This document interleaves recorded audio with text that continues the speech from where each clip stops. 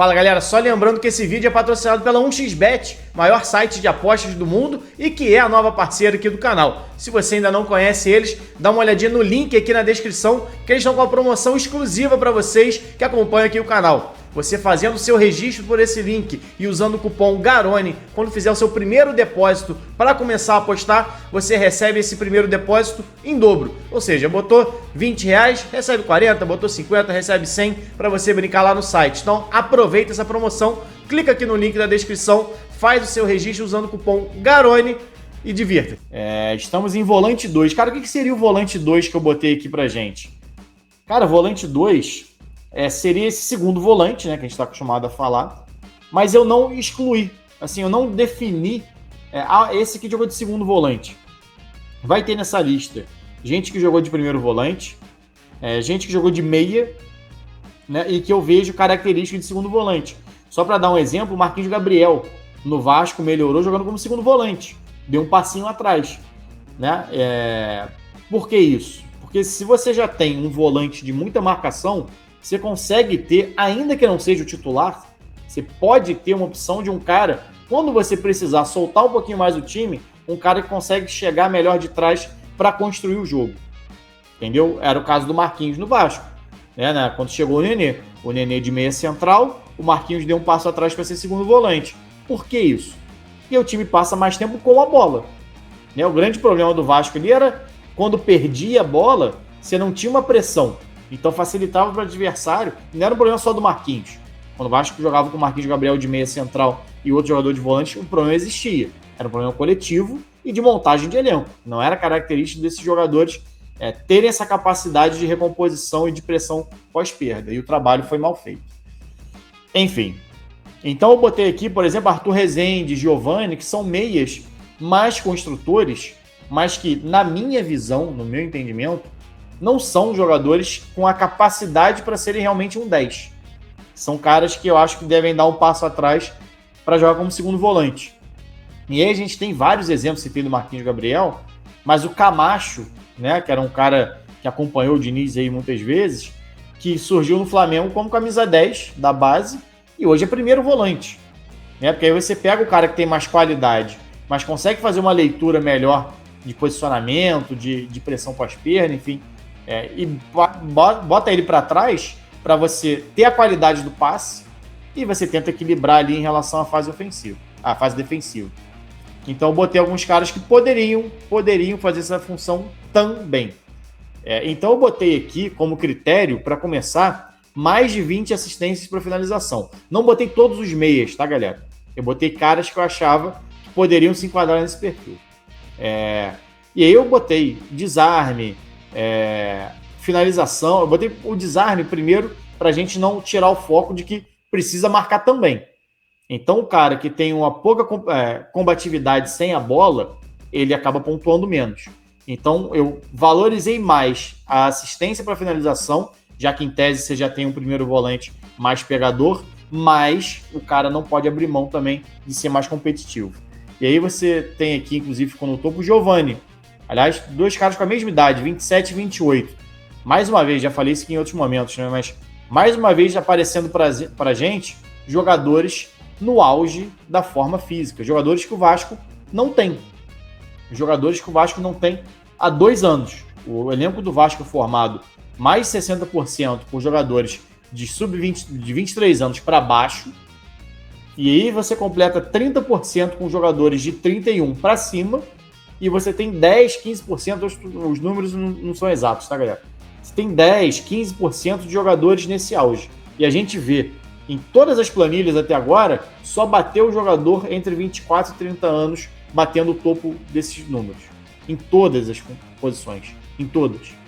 Em todas a gente pegou jogadores de 24, 25, 26, 27 anos nesse topo aí. Enfim. E aqui você tem o Giovani e o Arthur Rezende. O Arthur Rezende é um cara que já me chamou a atenção no Carioca, de uns 2, 3 anos atrás, pelo Rezende. Bom jogador, cara. É um meia que não é aquele protagonista, né, que eu sempre falo aqui. Por isso que eu falei que acho que ele não deve ser um 10. Eu acho que ele, como segundo homem, pode render melhor como opção para jogo, quando um cara para sair do banco e tal. Que é um cara que não chama tanta atenção, como é o Matheus Vargas no Fortaleza.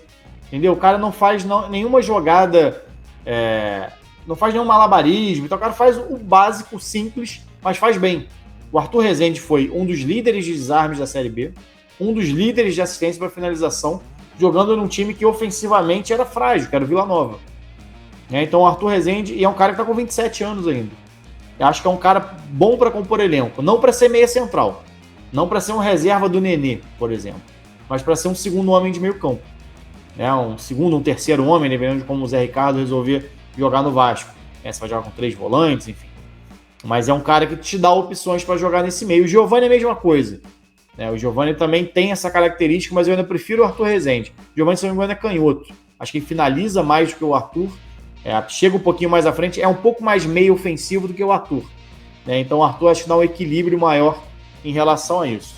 E aí você tem aqui outros nomes que eu citei, que já tinham aparecido. Zé Matheus e Haldney. Que são jogadores, como eu tinha comentado, que um volume muito alto de desarmes, mas que também chegaram para construir jogada. Jogadores que tiveram alto índice também de assistência para finalização, mesmo sendo jogadores mais defensivos. Então são jogadores mais equilibrados.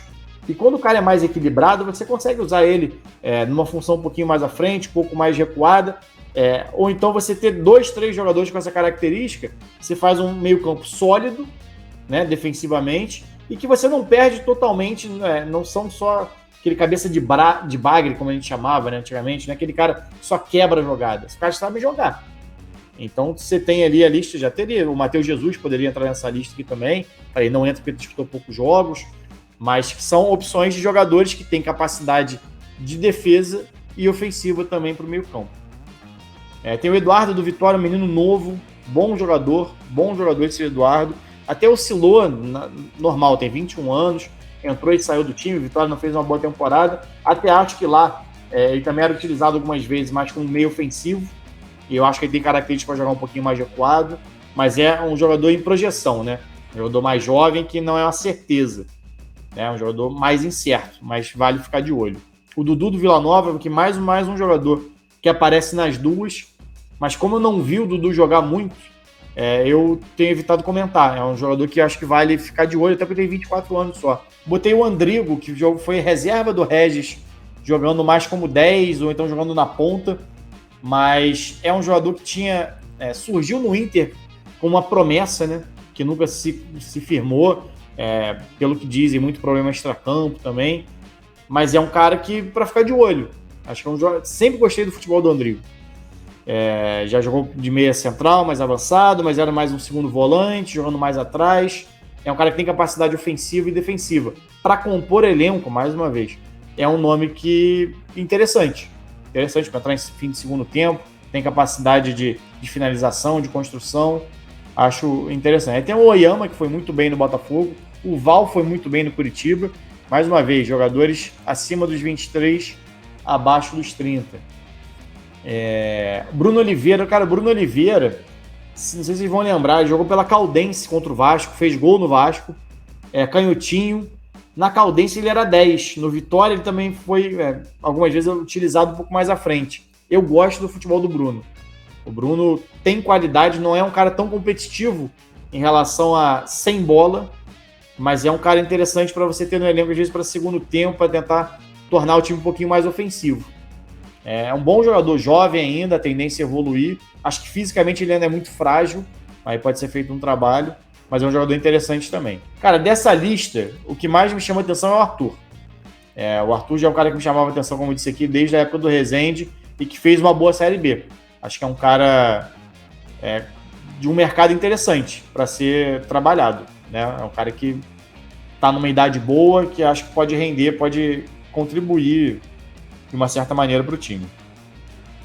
E acho que vale ficar de olho no Zé Matheus também. Zé Matheus que apareceu na outra lista, como eu disse, cria do Palmeiras, e também esse mais competitivo, de mais pegada, mais volante, mas muito rápido, muito dinâmico e tem qualidade. Bom jogador, Zé Matheus.